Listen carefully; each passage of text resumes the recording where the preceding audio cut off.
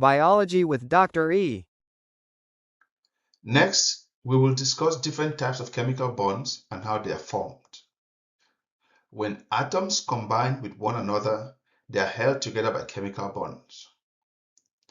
A chemical bond is not a physical structure linking two things together. Instead, it is an energy relationship between electrons of reacting atoms. Electrons are the subatomic particles involved in chemical bond formation.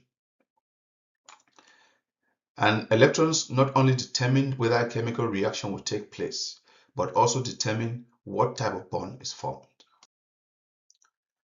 What exactly is the role of electrons in chemical bonding? As we previously discussed, electrons exist as clouds around the nucleus. These electron clouds occupy regions called shells. The electrons within a given shell have a given energy level.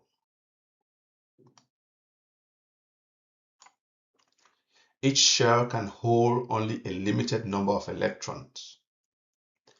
The innermost shell can hold 2 electrons. The second shell can hold up to 8 electrons. All subsequent shells have the capacity to hold at least 18 electrons. The outermost shell is called the valence shell, and the electrons within that shell are called valence electrons. Valence shell electrons have the most potential energy because they are the furthest away from the nucleus of the atom. Valence electrons are the only electrons involved in chemical reactions.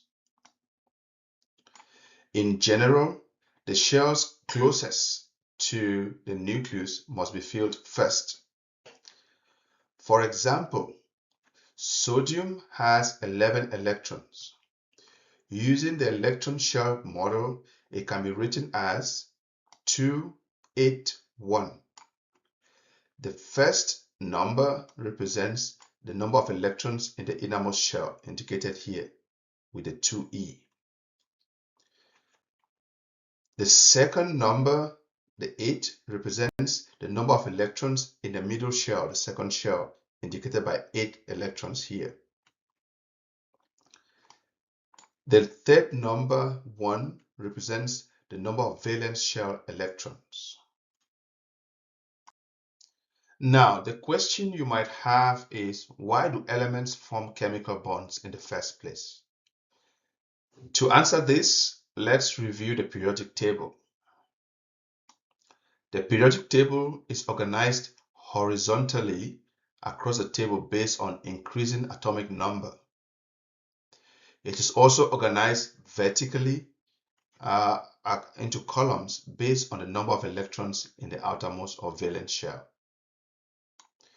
Notice that the elements in group 8A have 8 electrons in their valence shell, except for helium, with 2 outermost shell electrons. A complete valence shell has 8 electrons, as seen in neon and argon. This results in chemical stability. Chemically stable atoms like neon and argon are relatively inert and do not usually react with other elements. They are called noble gases. However, from the periodic table we just saw on the previous slide, when you examine elements from other groups, you will notice that they have an incomplete outermost shell, lacking 8 electrons. These elements tend to lose, gain, or share electrons to form a complete outermost shell. This is called the octet rule or the rule of 8. Chemical stability is gained when atoms obtain an outermost shell with 8 electrons, achieved through loss, gain, or sharing of electrons. Please note that there are exceptions to the octet rule. For example, both hydrogen and helium have only one electron shell and therefore can only have 2 electrons instead of 8. This figure illustrates the atomic structure of 2 elements that are chemically inert, helium and neon. In chemically inert elements, the outermost energy level or valence shell is complete. Helium has 2 protons and 2 neutrons with 2 electrons in its valence shell. Neon has 10 protons, 10 neutrons, and 10 electrons. As you can see here, neon has 2 electron shells. The innermost shell has 2 electrons. The valence shell has 8 electrons, making it stable. This figure illustrates the atomic structure of 4 elements: hydrogen, carbon, oxygen, and sodium that are chemically reactive. Notice that their valence shells have varying number of electrons, but none is up to 8. In chemically reactive elements, the outermost energy level or valence shell is incomplete. These atoms typically enter into chemical reactions with other atoms to attain the octet rule.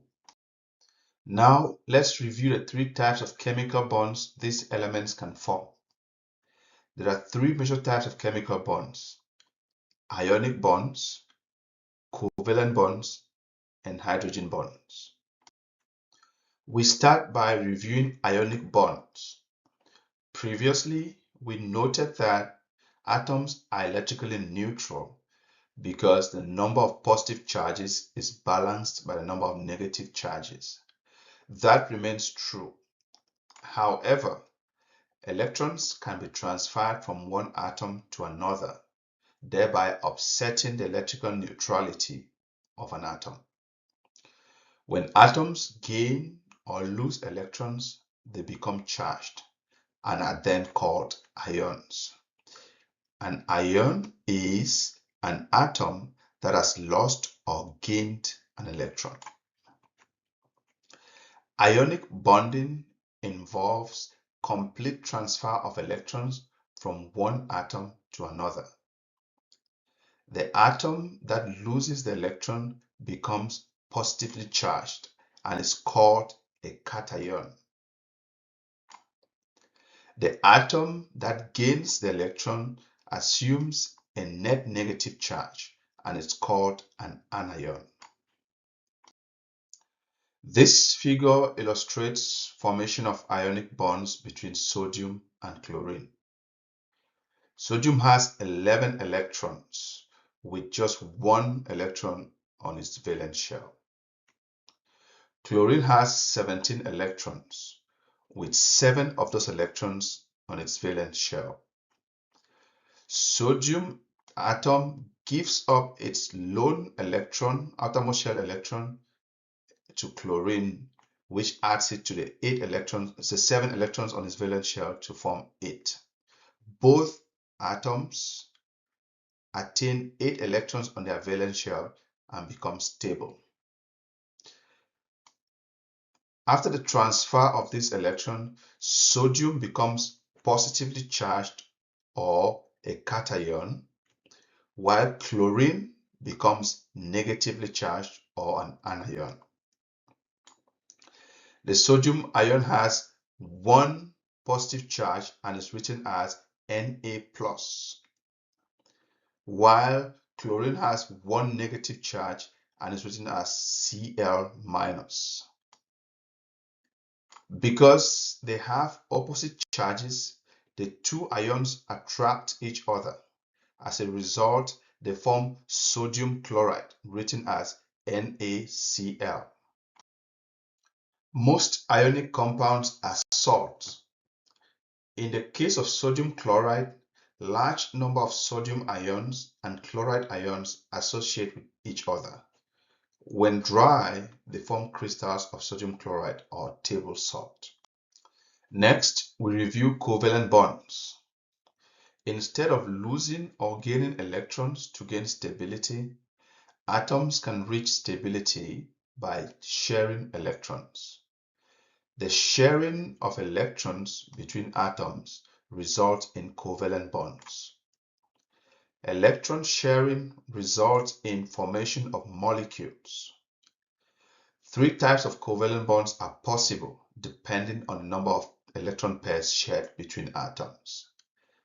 These are single covalent bonds, double covalent bonds, and triple covalent bonds. We will review each of these types of bonds in the next few slides. In addition, covalent bonds can be described as polar and non-polar, depending on the distribution of the electron cloud within the molecule. This figure illustrates formation of 4 single covalent bonds. In this example, 4 hydrogen atoms share a pair of electrons with 1 carbon atom. A hydrogen atom has 1 electron in its valence shell and needs 1 more electron to be stable. A carbon atom has 4 electrons in its valence shell and needs 4 more electrons to be stable. A carbon atom shares a pair of electrons with each hydrogen atom.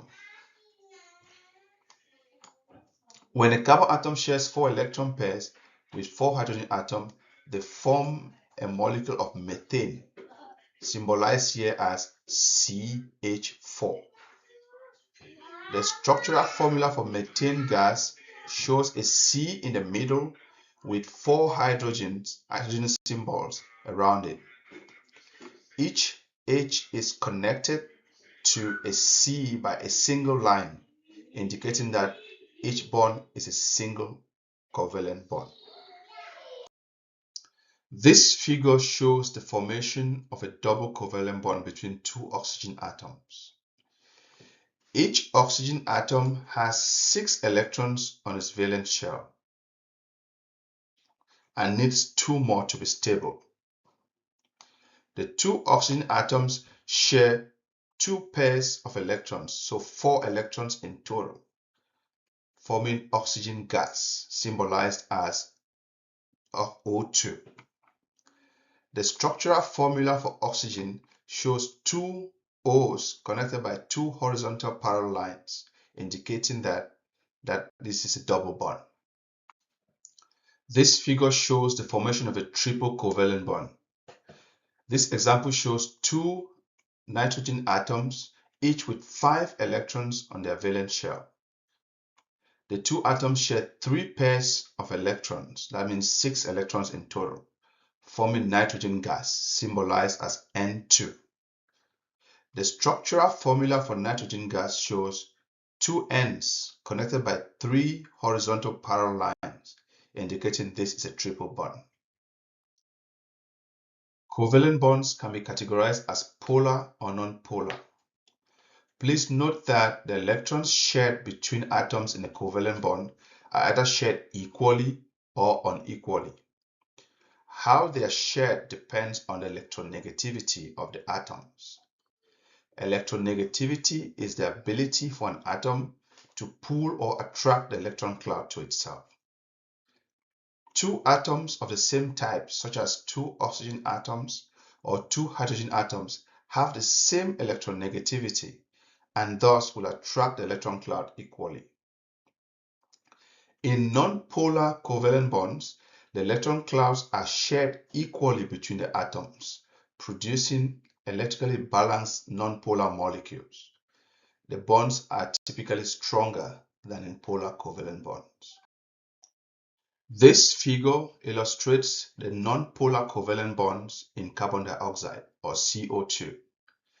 In this model, the carbon atom is sandwiched between 2 oxygen atoms. So this is carbon here in gray, oxygen sandwiching it in red. Its structural formula is represented by a C in the middle with an O on each side. Each oxygen is connected to the central carbon atom by two parallel lines, indicating that each is a double bond.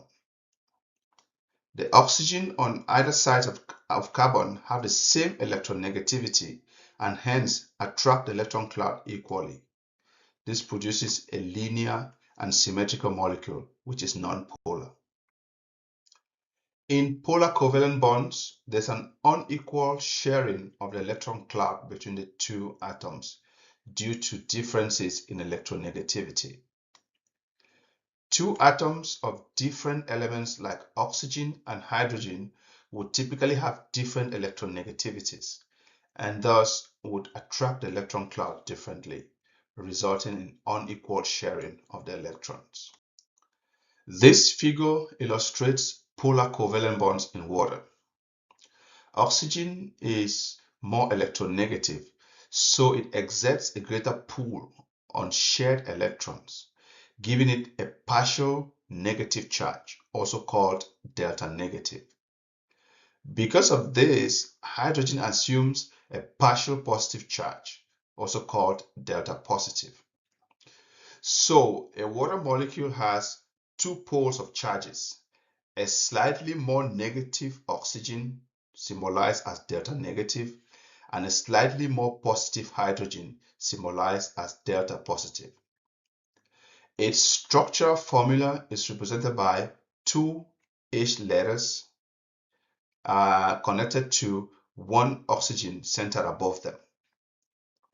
Each H is connected to the O by a single line, indicating that it's a single bond. A water molecule is V-shaped and it's polar. This table summarizes the different types of bonds that we've talked about so far. In ionic bonding, there is complete transfer of electrons from one atom to another. This results in separation of charges. The atom that loses electrons becomes positively charged or a cation. The atom that gains electron becomes negatively charged or the anion. For example, the bond formed between sodium and chlorine to form sodium chloride is an ionic bond. In polar covalent bond, there's an unequal sharing of electrons.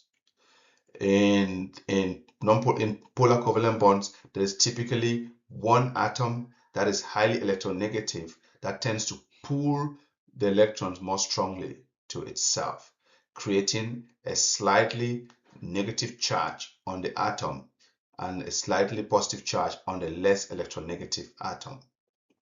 An example is in water. In a non-polar covalent bond, there's equal distribution of electrons between the atoms. This typically produces balanced charges that are non-polar. An example is in carbon dioxide. Now let's talk about hydrogen bonds.